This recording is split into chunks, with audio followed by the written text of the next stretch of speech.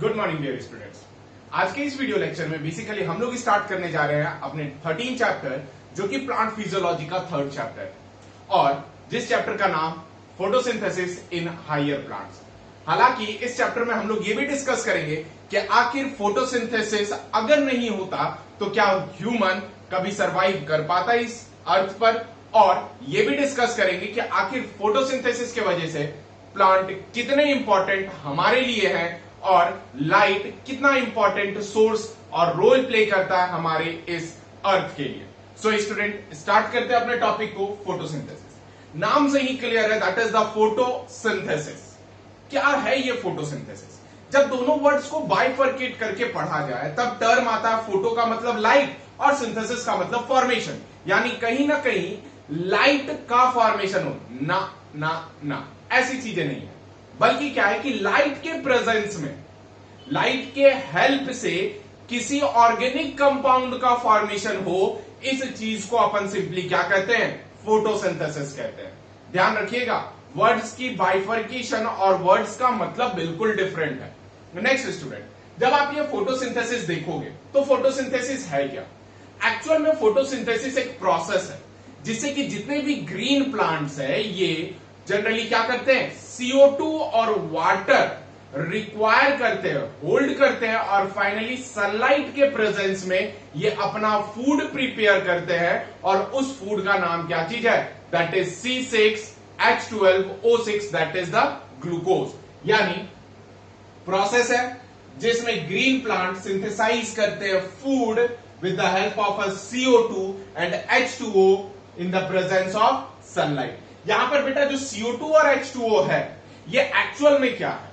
ये CO2 H2O ingredients है, इसके बिहाफ पर या फिर रॉ मटेरियल कह लीजिए, रॉ मटेरियल के बिहाफ पर कभी भी C6H12O6 का फॉर्मेशन नहीं हो पाएगा। अब बात करते हैं कि आखिर ये प्रोसेस किस टाइप का है। एक्चुअल में ये प्रोसेस फिजियोकेमिकल प्रोसेस है। फिजियोकेमिकल प्रोसेस कहते किसे हैं? फिजियो का मतलब आ गया फिजिकल और केमिकल का मतलब आपको पता है दैट इज कहीं ना कहीं कोई केमिकल बाय प्रोडक्ट प्रोड्यूस होगा। सो स्टूडेंट्स यहां पर समझना, फिजिकल का मतलब दो एंटायर इवेंट से अपन लेते हैं। पहला इवेंट ये लेते हैं जैसे कि फिजिकल प्रॉपर्टी है, लीफ क्या हो रहा है? एक्सपोज हो रहा है सनलाइट में, ये तो फिजिकल हो गया। लेकिन इसी फिजिकल के वजह से जो भी रॉ मटेरियल्स हैं वो बेसिकली किसमें? केमिकल कंपाउंड में कन्वर्ट हो रहे हैं। यानी फिजिकल प्रोसेस क्लियर हो गया जिसमें रॉ मटेरियल्स केमिकल कंपाउंड में कन्वर्ट हो रहे हैं। बाकी केमिकल आप जानते हो, यानी लीफ का एक्सपोज होना और केमिकली रॉ मटेरियल्स का ग्लूकोज में कन्वर्ट होना, यही कारण से अपन इसे क्या कहते हैं? फिजियोकेमिकल कहते हैं। स्टूडेंट यहां पर एक बात और देखेंगे जो कि इस ओवरव्यू रिएक्शंस का है। क्या चीज है ये रिएक्शंस का है, दैट इज जिसमें 6 मॉलिक्यूल ऑफ कार्बन डाइऑक्साइड, कितना? 6 molecule of carbon dioxide, 12 molecule of H2O, sunlight और क्लोरोफिल, और ये क्लोरोफिल क्लोरोप्लास्ट के अंदर प्रेजेंट होता है। सनलाइट और क्लोरोफिल के बिहाफ पे 1 मॉलिक्यूल्स ऑफ ग्लूकोज का फॉर्मेशन करता है जिसमें 6 CO2 और 12 H2O रिक्वायर होता है, जिसमें 6 H2O प्लस 6 O2 भी फॉर्म करता है। यानी आप देख लो, प्लांट हमें दो चीज दे रहा है। पहला तो वो हमें खाने के लिए फूड स्टफ्स दे रहा है, दूसरा कि प्लांट हमें ऑक्सीजन भी दे रहा है जिस वजह से हम यहां पर हेल्दियर तरीके से सरवाइव कर पाते हैं। तो ध्यान रखिएगा, प्लांट दो इंपॉर्टेंट है। अगर प्लांट नहीं रहा तो ना तो आप खाना खा पाओगे और ना ही तो आप क्या कर पाओगे? सांस ले पाओगे। नेक्स्ट स्टूडेंट, अब ये सारी क्या चीज है? ये रिएक्शंस है फोटोसिंथेसिस के। नेक्स्ट अपन देखते हैं कि आखिर इस रिएक्शंस को होने में, यानी इस केमिकल प्रोसेस को होने में आखिर कौन कौन सी चीजें की रिक्वायरमेंट हुई? स्टूडेंट्स रिक्वायरमेंट किस बिहाफ पे, जरा समझेंगे अपन। पहला जो CO2 जो ऑब्टेन कहां से हुआ? एटमॉस्फेयर से ऑब्टेन हुआ। स्टूडेंट्स कहां से ऑब्टेन हुआ? तो एटमॉस्फेयर से ऑब्टेन हुआ। मतलब अगर आप देख लो, हम लोग भी जनरली क्या करते हैं? CO2 रिलीज करते हैं। फैक्ट्रीज क्या करती है? CO2 रिलीज करती है। हम अगर कोई कार मोटरसाइकिल कुछ भी चलाते हैं, साइकिल छोड़ करके, उसमें भी CO2 निकलता है। इवन कुछ लोग ऐसा भी कहते हैं साइकिल चलाने में भी CO2 निकलता है। अब कैसे? बंदा साइकिल चला रहा है, डीप ब्रीदिंग कर रहा है, थकने की वजह से सांस ज्यादा ले रहा है और सांस ज्यादा छोड़ रहा है, तो इस वजह से साइकिल चलाने में भी क्या करते हैं? CO2 रिलीज ज्यादा करते हैं। नेक्स्ट स्टूडेंट, उसके बाद क्या है? वाटर। वाटर आप जानते हो ये एक्चुअल में अंडरग्राउंड में सबसे ज्यादा प्रेजेंट होता है, सो रूट इसे ड्यूरिंग द ट्रांसपीरेशन क्या कर लेता है? अपटेक करता है। तो वाटर कहां से हमें फुलफिल हो जाता है? तो अंडरग्राउंड से। नेक्स्ट जो सनलाइट है, सनलाइट सोर्स ऑफ एनर्जी, आप जानते हो सन से मिलने वाला जो लाइट है उसी चीज को अपन सनलाइट कहते हैं, तो मून से मिलने वाले लाइट को moon light. Very good. Next, और ट्यूबलाइट से, है ना। नेक्स्ट देखें, अब फर्दर जो सनलाइट है ट्रैप्ड किया क्लोरोप्लास्ट में, और इसी क्लोरोप्लास्ट में क्या प्रेजेंट है? क्लोरोफिल प्रेजेंट है। यही क्लोरोफिल एक्चुअल में क्या करता है? केमिकल कन्वर्सन स्टार्ट करता है। नेक्स्ट स्टूडेंट, अब याद रखेंगे इस पूरे सनलाइट में जो क्लोरोफिल का नेचर है, क्लोरोफिल एब्जॉर्ब 3 लाइट करेगा, वॉयलेट, ब्लू और रेड। ये बहुत ही ज्यादा इंपॉर्टेंट है, ध्यान में रखिएगा। जबकि ये जो होगा सिर्फ रिफ्लेक्ट करेगा ग्रीन। क्यों स्टूडेंट? बेसिक टर्म है समझने के लिए। जो हमें आता हुआ दिखेगा एक्चुअल में वही तो कलर होगा, जो बंदा आएगा ही नहीं वो दिखेगा कहां से? अगर मान लो कोई कहीं और चला गया, वहां से वो घूम करके आ रहा है, तो जब वो रिटर्न हो रहा होगा तब ना दिखेगा। तो नेचर में याद रखिएगा ये बेसिक कॉन्सेप्ट है, जो आता हुआ दिख रहा है वही कलर क्या होगा? दिखेगा स्टूडेंट। नेक्स्ट, अब क्या है कि इसके इंपॉर्टेंस क्या है फोटोसिंथेसिस के? इंपॉर्टेंस पे पहला इंपॉर्टेंस ऑलरेडी बार बार डिस्कस हो रही है कि अगर सनलाइट नहीं रहे और प्लांट ना रहे तो हम लोग अपने फूड स्टफ्स प्रिपेयर नहीं कर पाएंगे। सेकंड, अगर फोटोसिंथेसिस नहीं होगा तो उसका बाय प्रोडक्ट CO2 रिलीज नहीं होगा, और जब ये O2 रिलीज नहीं होगा स्टूडेंट, तब आप समझ लो कि आप सांस ले पाओगे नहीं। सो स्टूडेंट, एक बार आप स्क्रीनशॉट ले लो, फिर अपन नेक्स्ट टॉपिक पे डिस्कस करते हैं। नाउ स्टूडेंट्स, अब हम लोग फीचर्स ऑफ फोटोसिंथेसिस डिस्कस करेंगे। अब जरा देखिए फीचर्स ऑफ फोटोसिंथेसिस में क्या है कि सबसे पहला जो फोटोसिंथेसिस है वो एक एंडोगोनिक प्रोसेस है। एंडोगोनिक का मतलब कि ये जो होगा ये एनर्जी रिक्वायर करेगा, हीट रिक्वायर करेगा, दैट इज एंडोथर्मिक, यानी हीट क्या है? रिक्वायर कर रहा है। एंडो का मतलब इनसाइड और थर्म का मतलब हीट। अब इसमें जैसे देखो रीजन में क्या है कि ये सनलाइट रिक्वायर करता है। मैं ऑलरेडी एक्सप्लेन कर चुका हूं कि सनलाइट किस टाइप पे इंपॉर्टेंट है, सो अपन इस तरीके से फास्ट निकलेंगे। नेक्स्ट, अब आता है B, that is the uphill process. Uphill process का जो मेन रीजन है ये बेटा कि इसमें CO2 जो है वो वीक इलेक्ट्रॉन एक्सेप्टर है और H+ जो है वो स्ट्रांग है। सो क्या होता है कि यही तरीके से अपहिल और डाउनहिल में मूव करते हैं। नेक्स्ट सी आता है, that is the redox process. Redox process में क्या है? एक्चुअल में जो लाइट रिएक्शन है, लाइट रिएक्शंस में स्प्लिटिंग ऑफ वाटर होता है। वाटर जब स्प्लिट हो गया वो क्या हो गया? एक ऑक्सीडेशन हो गया, और दूसरा जबकि जो डार्क रिएक्शन है जिसमें क्या हुआ? CO2 फिक्सेशन लीड किया, और जो क्या किया? एक टाइप का रिडक्शन स्टेप है। नेक्स्ट डी आता है, that is the physiochemical process. Physiochemical process का जो मेन रीजन है कि जैसे कि लाइट एनर्जी, ये लाइट एनर्जी केमिकल एनर्जी में कन्वर्ट हुआ, और यही केमिकल एनर्जी ग्लूकोज के फॉर्म पे और आगे चल करके स्टार्च के फॉर्म पे जाकर के बनता है, और प्लांट में क्या होता है? स्टोर होता है। अब ये तो बात रही फोटोसिंथेसिस के बेसिक क्राइटेरिया और बेसिक रिक्वायरमेंट की। अब स्टूडेंट हम लोग जो डिस्कस करेंगे वो डिस्कस करेंगे अबाउट द एक्सपेरिमेंट। टोटल 50 से ज्यादा साइंटिस्टों ने मिल करके फोटोसिंथेसिस को एक्सपेरिमेंटली प्रूव करने का कोशिश किया, लेकिन हम लोग महज 11 साइंटिस्ट को बहुत अच्छे तरीके से डिस्कस करेंगे, और जिसमें ये जानेंगे कि आखिर ये 11 साइंटिस्ट जो नीट पॉइंट ऑफ व्यू से मोस्ट इंपॉर्टेंट है, उन्होंने अपना क्या क्या इंपॉर्टेंट योगदान दिया। नेक्स्ट स्टूडेंट, अब क्या है? एक्सपेरिमेंट में सबसे पहले एक एक्सपेरिमेंट आता है जिसका नाम है moles half leaf experiment. NCERT में जब मोल्स हाफ लीफ एक्सपेरिमेंट से पहले वेरीगेटेड लीव्स के बारे में बताया गया, तो स्टार्ट करते हैं अपन पहले वेरीगेटेड लीव्स से। हालांकि वेरीगेटेड लीव्स कहते किसे? अब जरा देखिएगा, अब क्या है कि यहां पर मैं आपको दिखा रहा हूं, एक तो ये नॉर्मल लीव्स रहा, ये लीव को आप गौर से देखो, ये बिल्कुल नॉर्मल लीव है, यानी एक साइड डार्क ग्रीन है, एक साइड लाइट ग्रीन है। नेक्स्ट, अब जो वैरीगेटेड रहा ये जरा देख लेना, ये मनी प्लांट है। मनी प्लांट में देखो आप यहां पे कुछ रीजन पे आपको तो ग्रीन दिख रहे होंगे, देखो यहां पर ये सब सारे रीजन क्या दिख रहे होंगे, ग्रीन दिख रहे हैं ना, जबकि बीच वाले रीजन को गौर से देखो, ये क्या दिख रहा है, व्हाइट दिख रहे हैं, येलो टाइप में। क्लियर है? सो इस टाइप के लीव्स को अपन क्या कहते हैं, वैरीगेटेड लीव्स कहते हैं। सो ये दोनों लीव्स में एक्सपेरिमेंट किया गया।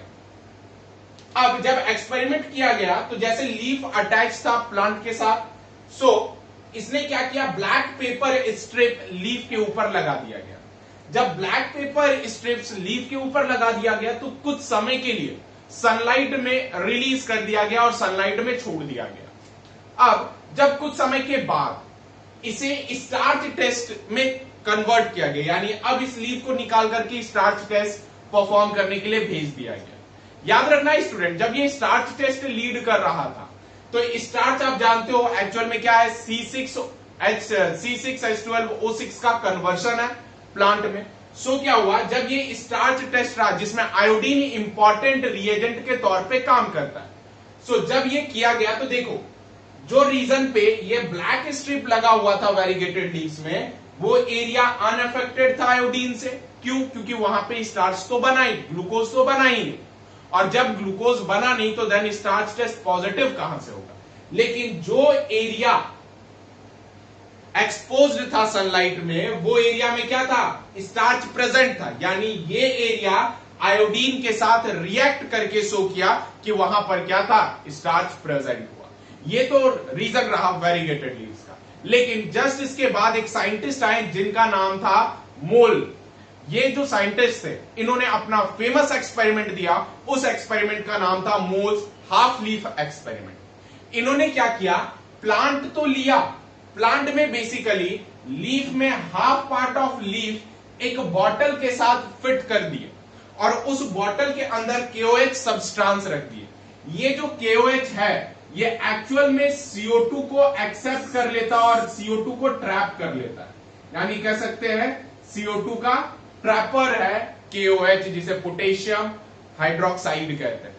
अब क्या है बेटा, जैसे ये पॉट में रहा तो अब ये लीव्स का जब देखा इन्होंने कि KOH एक रिएजेंट है, इस्तेमाल हो रहा है CO2 के ट्रैपिंग के लिए, सो क्या रहा कि कुछ देर के बाद जब ये लीफ को सेम इस टाइप में स्टार्च टेस्ट में भेजा गया, तब ऐसा पता चला कि जो रीजन बॉटल के अंदर थे, क्लियर है, जो रीजन किसके अंदर, बॉटल के अंदर थे, वो एक्चुअल में यहां पे बेसिकली क्या था, अनअफेक्टेड था आयोडीन से।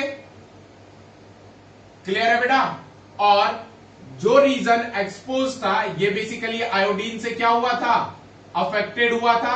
मतलब इसी जगह पे अपन सिंपली क्या कह सकते हैं, अनअफेक्टेड रीजन पे स्टार्च जो था वो क्या था, एब्सेंट, लेकिन अफेक्टेड रीजन में स्टार्च क्या था, स्टार्च प्रेजेंट था। क्लियर है डियर स्टूडेंट्स? सो ये एक्सपेरिमेंट बेसिकली किस नाम से जाना गया, मोल्स हाफ लीफ एक्सपेरिमेंट के नाम से जाना गया। और भी स्टूडेंट जो डिफरेंट साइंटिस्ट हैं उनके बारे में अपन डिस्कस करेंगे, तब तक के लिए आप इन्हें स्क्रीनशॉट पे ले ले प्लीज। नाउ स्टूडेंट्स, अब हम लोग अर्ली एक्सपेरिमेंट्स को लेकर के अच्छे तरीके से डील करेंगे। सबसे पहला अर्ली एक्सपेरिमेंट में ये रहा कि स्टीफन हेल्स, यानी सबसे पहले जो फर्स्ट टाइम फोटोसिंथेसिस को ऑब्जर्व करने वाले साइंटिस्ट थे, उनका नाम था स्टीफन हेल्स। ये स्टीफन हेल्स बेसिकली क्रेडिटेड करते हैं और इन्हें क्रेडिट दिया जाता है कि आखिर यही बंदे ने फर्स्ट टाइम क्या किया था, डिस्कवर्ड किया था about the photosynthesis. Next student, जब इन्होंने फोटोसिंथेसिस को डिस्कस किया तो आपको शायद लगता होगा कि फोटोसिंथेसिस कहीं ना कहीं मोस्ट इंपॉर्टेंट और वाइटल प्रोसेस है। यही कारण से स्टीफन हेल्स को क्या कंसिडर किए जाते हैं, father of plant physiology consider किया जाता है। स्टूडेंट, अब इसके बाद देखा जाए कि एक साइंटिस्ट आए जिनका नाम था जोसेफ प्रिस्टले। जोसेफ प्रिस्टले ने बेसिकली एक सीरीज ऑफ एक्सपेरिमेंट कंडक्ट किया और इन्होंने इसमें 3 इंपॉर्टेंट चीज का इस्तेमाल किया। पहला कैंडल, दूसरा माउस और तीसरा मिंट प्लांट। अब इन्होंने क्या किया, 1970 में इन्होंने इस टाइप के सीरीज एक्सपेरिमेंट परफॉर्म किए जिसका बेल जार भी इस्तेमाल किया गया था, माउस इस्तेमाल किया गया, मिंट प्लांट और कैंडल इस्तेमाल किया गया। और इन्होंने फर्स्ट टाइम बताया कि आखिर एयर इंसान के लिए क्यों इंपॉर्टेंट होता है। जैसे इन्होंने फर्स्ट में क्या रखा, फर्स्ट सीरीज में रखा that is mouse plus candle को, तब देखा कि ये दोनों क्या हो गए थे, डेड हो गए थे। क्यों? क्योंकि ये जार से बंद कर दे रहे थे। सेकेंडली इन्होंने क्या रखा, सेकेंडली इन्होंने माउस प्लस प्लांट को रखा, दोनों क्या थे, सरवाइव कर रहे थे। क्यों? क्योंकि plant, mint plant oxygen provide कर रहा था, माउस CO2 प्रोवाइड कर रहा था। नेक्स्ट थर्ड पॉइंट इन्होंने क्या रखा, कैंडल रखा प्लस प्लांट रखा, देखा कि भाई ये भी जल रहा है। नेक्स्ट फोर्थ पॉइंट आए जिसमें माउस, कैंडल, प्लांट रखा, तो तीनों के तीनों क्या थे, सरवाइव कर रहे थे। अब इन्होंने उस बिहाफ पर 1774 में फर्स्ट टाइम डिस्कवर्ड किया जिस चीज का नाम क्या था, ऑक्सीजन नाम था। पूछे गए क्वेश्चन है ये ऑक्सीजन, और बहुत बार पूछा गया है कि ऑक्सीजन डिस्कवर्ड बाय साइंटिस्ट का नाम Joseph Presley, year 1774। Next student, candle. अब जरा बात किया जाए कि कैंडल क्या इसमें रोल प्ले किया। कैंडल और माउस डेड कर गए, कैंडल माउस प्लांट सरवाइव कर गए। कंक्लूजन क्या मिला, कंक्लूजन ये मिला कि जो मिंट प्लांट है, ये मिंट प्लांट यूजफुल एयर ले रहा था और यूजफुल एयर सिक्रीट भी कर रहा था, जबकि एनिमल्स और कैंडल जो था ये बेसिकली क्या कर रहा था कि ये ऑक्सीजन तो ले रहा था लेकिन अनवांटेड और अनयूजफुल एयर एटमॉस्फेयर में दे रहा था, जिस वजह से सस्टेन नहीं कर पा रहे थे एनिमल और कैंडल, और अल्टीमेटली दोनों क्या हो जा रहे थे, बुझ जा रहे थे। नेक्स्ट स्टूडेंट, अब बात आई कि आखिर जोसेफ प्रिस्टले का हाइपोथेसिस क्या रहा। जोसेफ प्रिस्टले का कहना यह था कि प्लांट जो है वो रीस्टोर कर रहा है एयर, क्या कर रहा है, एयर को रीस्टोर कर रहा है, जबकि whatever burning candle, breathing animal, ये जनरली क्या कर रहा था, एयर को रिमूव कर दे रहा था, यानी हार्मफुल एयर को प्रोड्यूस कर रहा था। नेक्स्ट स्टूडेंट, उसके बाद क्या है, दैट इज जैन इगेनहॉज। जैन इगेनहॉज ने 1730 से लेकर के 1799 तक ये एक्सपेरिमेंट किया, जिसमें इन्होंने ये बताया कि सनलाइट किस टाइप में मोस्ट इंपॉर्टेंट और एसेंशियल है, किस चीज के लिए, फोटोसिंथेसिस के लिए। नेक्स्ट स्टूडेंट, अनदर एक्सपेरिमेंट आया जिसमें इन्होंने ये बताया, यानी ये इगेनहॉज का ही एक्सपेरिमेंट था, जिन्होंने ये एक्वेटिक प्लांट लिया। एक्वेटिक प्लांट लिया तो इन्होंने ये देखा कि जब उस एक्वेटिक प्लांट को बेसिकली सनलाइट में रख रहे होते हैं, तब छोटे छोटे छोटे छोटे माइन्यूट्स एयर के बबल्स फॉर्म कर रहे होते हैं, और यही जब वो प्लांट को बेसिकली कहां पर, डार्क एरियाज पे रख रहे होते हैं, तब वहां पर जनरली क्या था, बबल्स का फॉर्मेशन नहीं हो रहा था। यानी इन्होंने ये भी कंडक्ट करके बता दिया कि सनलाइट ही बेसिकली रेस्पॉन्सिबल होता है क्या, evolution of the air. Next student, conclusion क्या आया, कंक्लूजन ये आया किनका, इगेनहॉज का, कि ग्रीन पार्ट जो होता है वो रिलीज करता है oxygen in presence of sunlight. Next student, जब ये सारे एक्सपेरिमेंट हो गए, सारे एक्सपेरिमेंट हो जाने के बाद दूसरा एक साइंटिस्ट आए जिनका नाम था जूलियस वॉन सच, और जो ऑलरेडी हम लोगों ने मिनरल न्यूट्रिशन में देखा था हाइड्रोपोनिक्स में। जूलियस वॉन सच ने बेसिकली प्रोवाइड किया एविडेंसेस, किसका, ग्लूकोज का फॉर्मेशन का, और ये बताया कि ग्लूकोज उस समय बनेगा जब बेसिकली प्लांट क्या हो रहा होगा, ग्रो हो रहा होगा डियर स्टूडेंट्स। अब इन्होंने ये बताया कि जो ग्लूकोज है वो केमिकली रिएक्टिव होते हैं और सॉल्यूबल होते हैं, यही कारण ग्लूकोज किसमें कन्वर्ट हो जाता है, स्टार्च में, जो केमिकली इनएक्टिव और इनसॉल्यूबल होता है। और सुक्रोज जब फॉर्म करता है तो ये क्या रहता है, केमिकली इनएक्टिव और एज वेल एज क्या होता है, सॉल्यूबल होता है। सो स्टूडेंट, ये जो चार साइंटिस्ट थे इन्होंने बीम प्रिपेयर कर दिया जो फोटोसिंथेसिस के लिए एक बैकबोन के तौर पर काम करता था, प्लस जो इससे फर्दर डिस्कवरी हुए इनके लिए इन लोगों ने एक फाउंडेशन क्रिएट कर दिया। अब जो मैक्सिमम साइंटिस्ट आएंगे वो सेलेक्टेड प्लांट्स लेंगे और बेसिकली ऑक्सीजन इवोल्यूशंस को डिमॉन्स्ट्रेट करेंगे। सो स्टूडेंट्स, एक बार आप ये देख लो और हम लोग जो अपने नेक्स्ट टॉपिक में जूलियस वॉन सच के बाद जो और साइंटिस्ट आए और उनकी क्या क्या योगदान रही इस फोटोसिंथेसिस इवेंट में, वो अपन ऑब्जर्व करेंगे। सो स्टूडेंट, तब तक के लिए stay safe, stay healthy and thank you for watching.